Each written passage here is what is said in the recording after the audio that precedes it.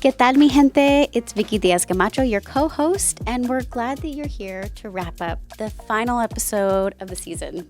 It went by so fast. So fast. Well, welcome back. I'm Gabriela Watson-Burkett, your co-host. And before we dive in, let's talk about a few topics that are on our radar.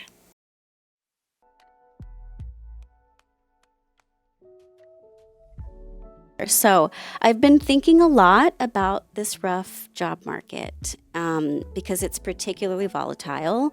As Bureau of Statistics labor data shows, it's continuous. If you think that you're imagining things, it's really not you, right? It's not personal. The unemployment rate as it stands today, it's higher than it was 4 years ago. So that's pretty rough.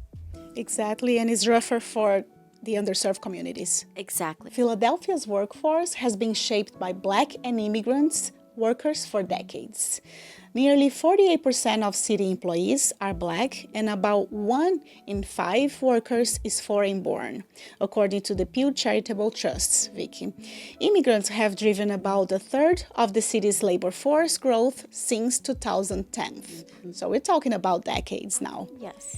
Yet, despite their essential role, many still lack basic labor protections, which is exactly what today's conversation is about. Yeah, but there are moves in the right direction, right? Philly has become the 27th state in the U.S. to pass the Crown Act legislation. And for those who aren't familiar, that protects workers against hair discrimination. It's worth remembering that Philly has a long history of workers standing up for themselves. Truly. Right? From Black dock workers in the 1800s to garment and transit strikes to today's domestic and immigrant-led organizing. Right? So fighting for dignity on the job has always been part of the city's DNA. Yeah. I mean, what do they say? Philly's a union city. And Yes. and that points to that DNA and that history. Okay. At this point, I think everyone knows how much I love pointing back to historical figures. And there's one historical figure that I think we need to remember, and he's local, Ben Fletcher. He was considered the most important Black labor leader you've never heard about and, quote, most influential working class unionist. You can go see a beautiful mural that was painted, I think, in June of 2024 or 2025. And his legacy is forever memorialized along the Delaware River on the Christopher Columbus Boulevard by Mural Arts Program. And as we talk about these historical figures, we have to remember that people are still doing that to this day. They're still fighting. And Someone by Reporting has been illuminating the gaps in certain trades and certain populations. But in particular, what I'm seeing is a lot of immigrant people of color and people with disabilities are the ones who are left out of the mix. When we're thinking of workforce equity, it's who's investing where. Is it sustainable over time? Is it, looking at expanding pathways for people who might not have that access in the first place? And where can we listen? On Apple Podcasts, Spotify, or on the website 100latinabirthdays.org. Awesome. To conclude our pilot season, this episode focuses on workforce justice. We're excited to introduce 2 experts who are pushing for justice, support, and fairness for Philly's Latina workers and workers of color. Up first, Evelyn Marcelina Rangel-Medina, assistant law professor at Temple University. She is an expert of many intersections of law, such as indigenous rights and race. However, for the sake of today's conversation, we highlight her expertise in employment discrimination law. Bienvenida, Evelyn. Yeah, I'm so happy to be here. Thank you for having me. Of course. Also in the studio with us is Brittany Altson, Executive Director of the Philly Black Worker Project, a nonprofit that advocates for Black liberation through fair wages, job protections, and workplace respect. In 2018, she was a workforce development policy analyst with the DC Fiscal Policy Institute, testifying to the DC Council about tipped wage worker fairness in Washington, D.C. Well done. Welcome. Thank you so much. Could you share a bit about your background and what inspired you to pursue learning about or advocating for workers' rights? Yeah, I can start.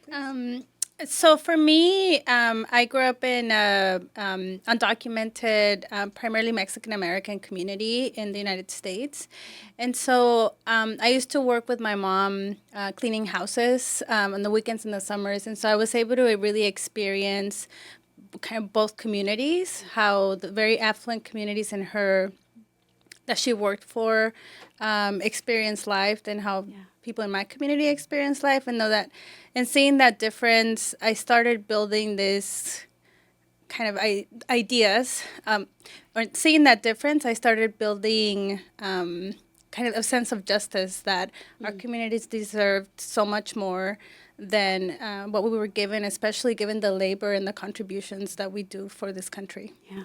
Wow, thank you. Yeah, similarly, I feel like my mom also really inspired a lot of the work that I do. My mom was a CNA. My mom was a receptionist at a car dealership. And my mom woke up at 5 a.m. and delivered the Philadelphia Inquirer. And so these are all of the jobs that she had all at once. And then after going back to school, she actually had a union position and was a LPN. And there was so much that was different about our life before and after her being a union member, and it really had me think and question what was the structure that could shift so much about our lived reality. And that was part of what made me curious about unions, worker justice, and really like how hard people can work for so little pay. Wow. Yeah. Thank you so much for sharing. And this leads me to a question that both of you can answer if you'd like, but couched within all the lingo of workforce justice, what can you tell us, practically speaking, that how this looks like in the day-to-day, in your day-to-day, and how that impacts your communities? Yeah, I mean, what I appreciate the workforce justice framework, usually you hear workforce development, and that often does not have the same conversation around justice. And so, when I think about worker justice is how I would describe it.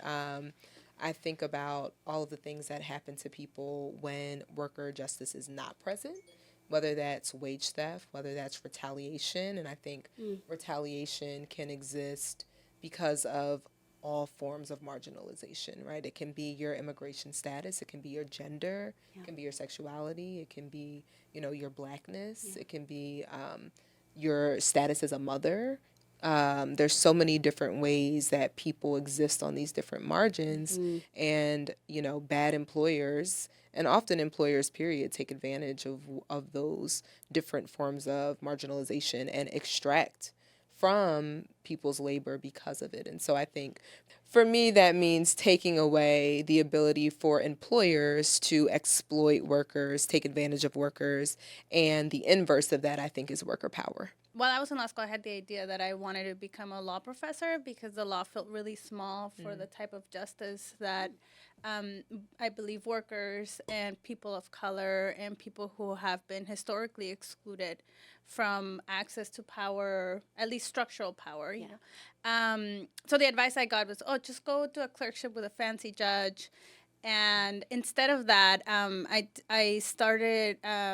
decided to do a fellowship working with low-wage restaurant workers and running a workforce program at the grassroots level, and really listening to what was important to some of the most vulnerable workers in our economy, that provide an essential role in how we live our lives and the quality of our lives. And so that was a really powerful experience to be able to organize with them. Also think about how their jobs could look different based on how they saw their advocacy and supporting their voices, and not trying to come in and telling them how they should do things, and at the same time providing legal tools and advocacy to support them in that effort. And so when I finished my fellowship and transitioned into working in national organizations advancing worker power, I saw, the incredible possibilities that we have to build power for people of color through the workforce, but also to not replicate the same systems of inequity within kind of the advocacy organizations that are doing that work. Right. So in May 2025, this year, Philadelphia passed the Power Act, a city-level law that fills in gaps left by federal labor protections. How does the Power Act actually work for workers on the ground, and why is it so important for cities to step in when federal protections don't go as far? It was a beautiful experience to be part of this campaign where people often find racial divisions as the way to pit workers against each other. I think that we did the exact opposite. We had formerly incarcerated Black workers working alongside domestic workers, Latinx domestic workers, Black Caribbean domestic workers, restaurant workers. Prior to the Power Act, retaliation was often placed on the worker to prove that it did not happen. This completely shifts that. And so if the worker says that retaliation happened, then that is actually the starting point for the claim against the employer, which means it's the employer's job to prove that retaliation did not happen. It isn't the worker's job to prove what did happen to them. So that was something that we were really, really excited about. It also provides a worker justice fund. So if you are in the process of fighting a claim from your employer, you can actually receive money from the city so that you can cover lost wages. That money is not funded yet, and so I think it's really important to highlight that, like, without us continuing to fight for strategic enforcement, it can become really challenging to make sure that there's life that's breathed into these, into the legislation. So those are two of the things that matter a lot to me. There's also pathways to immigration. I think this is a challenging environment to explore what those pathways look like, but we don't just create policies for this moment. We hope that we will fight for a different legislative environment where people will be able to access some of those pathways. So those are a couple things, but this was a huge piece of legislation that extended to 750,000 non-unionized workers. I know that there's people power, right? How do you build that workforce solidarity where we're looking out for one another and then building that power from there? Because I think that often gets lost. Like, people don't want to be the one that's sticking their, their neck out for someone else. They don't want to be seen in case they're retaliated against, right? Like, there's all these different considerations. I'd love to hear from both of you. I believe deeply in organizing and the power of organizing, and I think it is about building community and bonds alongside recognition of what must change in a workplace to really see some powerful change happen at like a work site level, but also at like a city level too. Organizing transformed me. I started organizing when I fearfully left my full-time job working at a casino to go to community college. At the age of 18, because I had this dream that I wanted to be a lawyer, but what I didn't know then was that I was going to enter this world where I would transform the way I saw myself, the history, what I understood my role to be in the world, why I would even become a lawyer, and so. Since then, I've devoted my life to organizing and organizing with workers. And I think a key principle or pillar in that work is centering ourselves and being willing to risk whatever safety or privilege or comfort we have for one another, because that's the only way we can reach liberation. And that's the only way we can actually live with integrity. And in some ways, we don't have a choice, right? It is very risky and dangerous to speak up now, but if we don't speak up for each other and if we don't protect and love each other, then we won't have anyone left that looks like us or that is worth fighting for. And we'll lose our humanity in the process. So one of the mantras I work with, as I also experience fear, is that, fear is not real. It's kind of, is this manufactured, it's real in that it's tangible, like what the outcomes that could happen, especially for Black and brown bodies, but it's not true. I think what it is true is the love the justice etiquette that we have from our ancestors, and that transcends it. That spoke volumes because no, it's true that everything that you both have been saying resonates deeply as someone who had an issue with a union that didn't stand up for me in the way that I felt I needed to be supported, right? Through a disability diagnosis and then not being accommodated for. And I think that's a weakness of unions, right? When you lose that transformative aspect of why you exist. Like, I'll give you an example. When I was in college, I was organizing in Las Vegas, and at the time, we were facing a congressional bill called HR 4437, and it would have criminalized presence with an undocumented person, like if you were in the room with them, right? So these attacks under this administration against workers and immigrants is not new. No.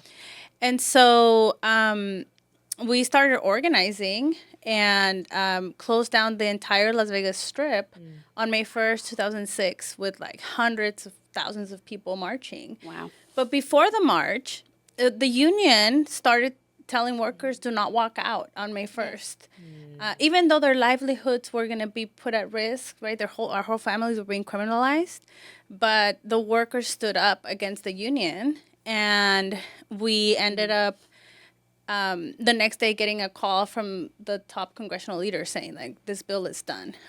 Just make sure people go back to work, right? And so it's not that we can't do it. It's that we have to do it. And we have to challenge even the institutions that purport to protect us if they're not protecting us.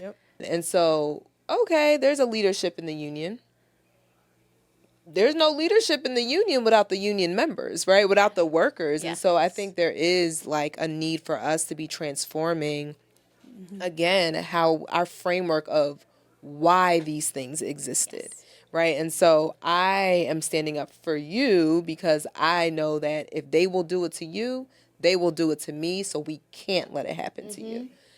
And if your union leadership is saying X, Y, and Z, okay, the union leadership is a tool, but actually you are the mass, you are the power there, you know? And so I'm always encouraging people to think about what it looks like to be engaged in movement unionism. Okay. Not service unionism, Okay. but movement unionism, where you are dedicated to building a powerful working class mass of people who can transform any part of society, because we understand that our labor is integral to the functioning of this world.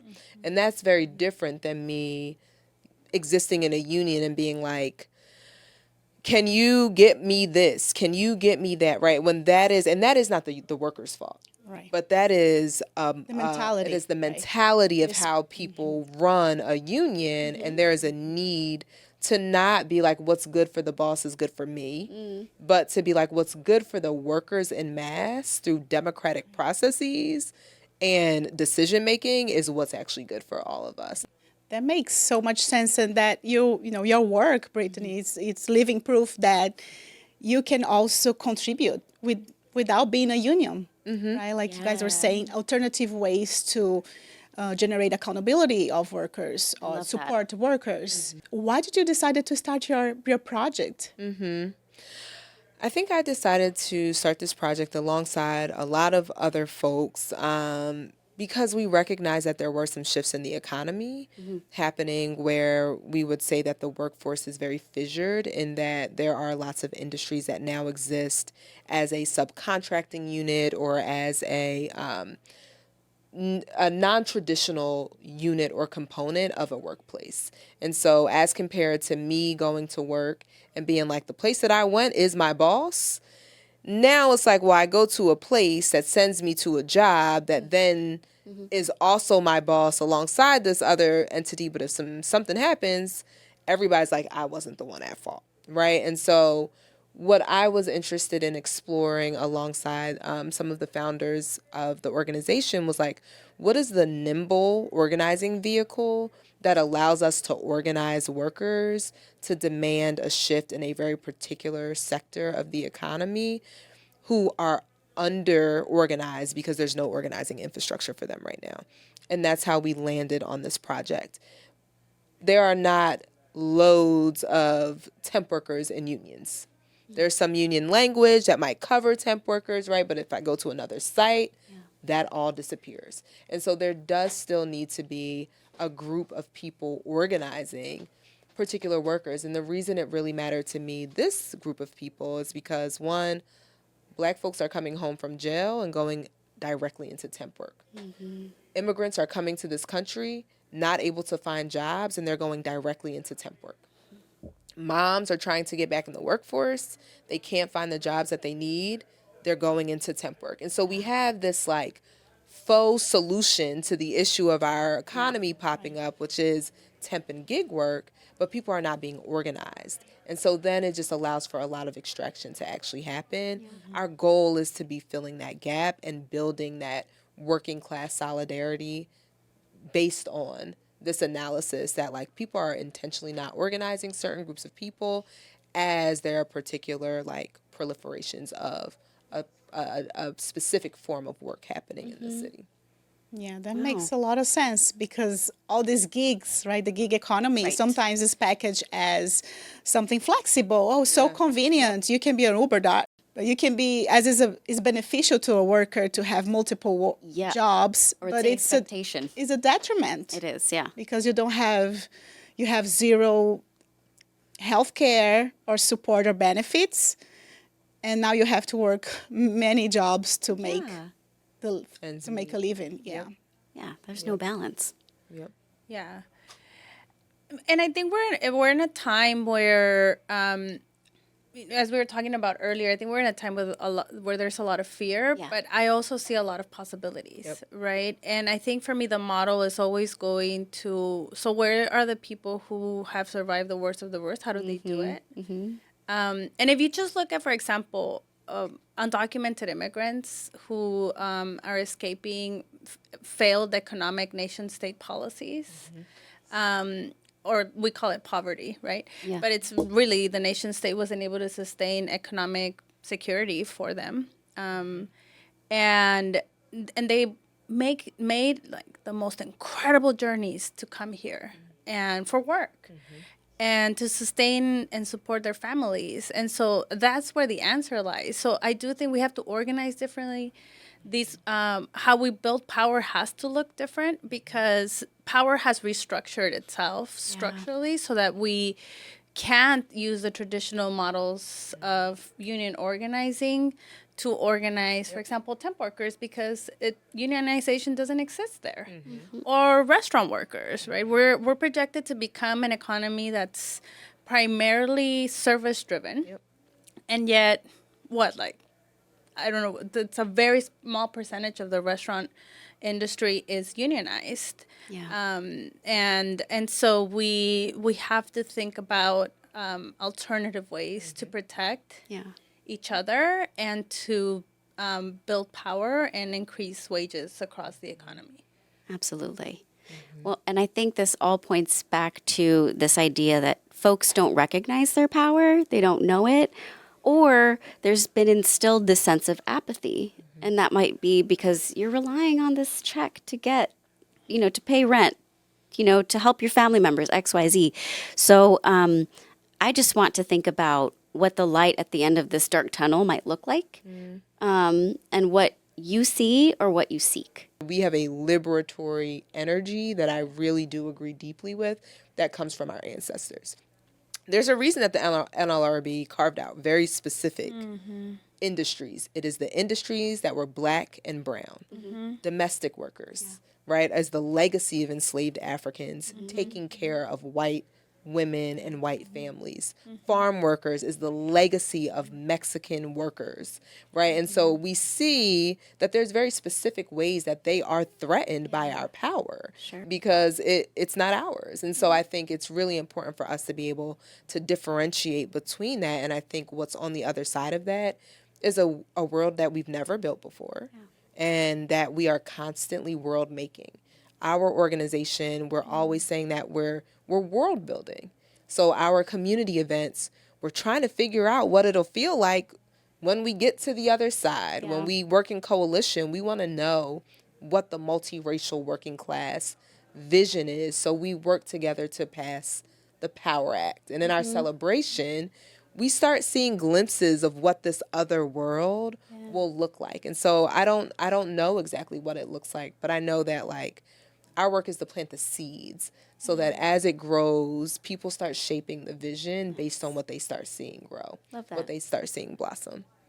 And I wanted to know from the legal standpoint, are there any laws that the community can look for to protect immigrant and undocumented workers?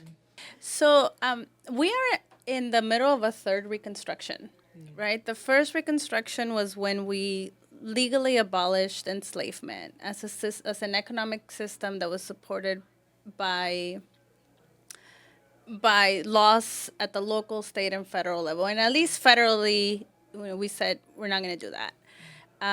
Whether that translated to practice, that's a different story. Yeah. But and then we have the civil rights movement of the 1960s, where we started reckoning with the failures of what we left out. And one of the pillars that we left out was of our civil rights advocacy.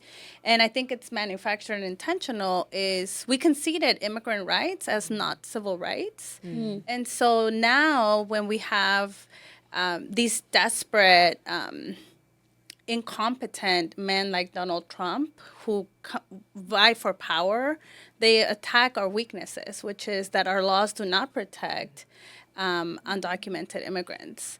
But again, I think the answer goes back to the communities that have built the possibilities for those two reconstructions, like undocumented immigrants. I see them as walking revolutions. They're contesting failed policies from every country that they're living in order to survive with their families. And they will do it regardless of the sacrificio, regardless of what it takes, of the price they have to pay to be able to survive. And I think that that's what we're going to have to do. I don't think that there's a lot of laws that protect people. And that's a failure of our movement.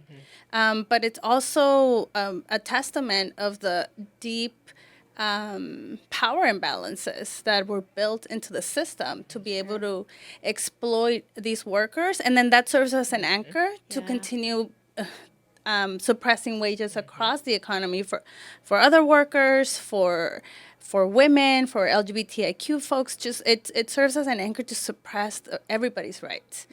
And so I think for me, what I'm spending most of my time doing now, besides organizing, is thinking of, I'm writing this article called Unearthing Milagros, Miracles, and it's laying out visions of liberation from workers, That's amazing. from immigrants, from people who have the brilliance and the expertise, but have not had access to that level of power to write it out. And we need to envision, as we're building these worlds, we need to lay out, this is what the policy looks like, this is what the law should look like, and this is how our government should be structured, especially as we think about these lands, and in rebuilding peace and tranquility and equilibrium to a land that has been so hurt by colonization and displacement.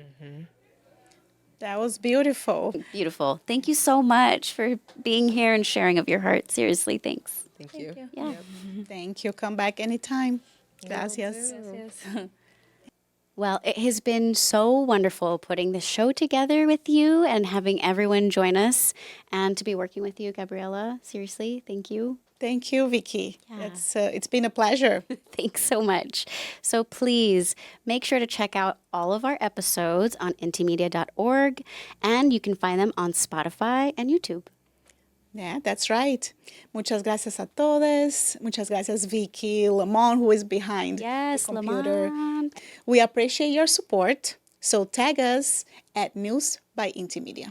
Ashe. Nos vemos.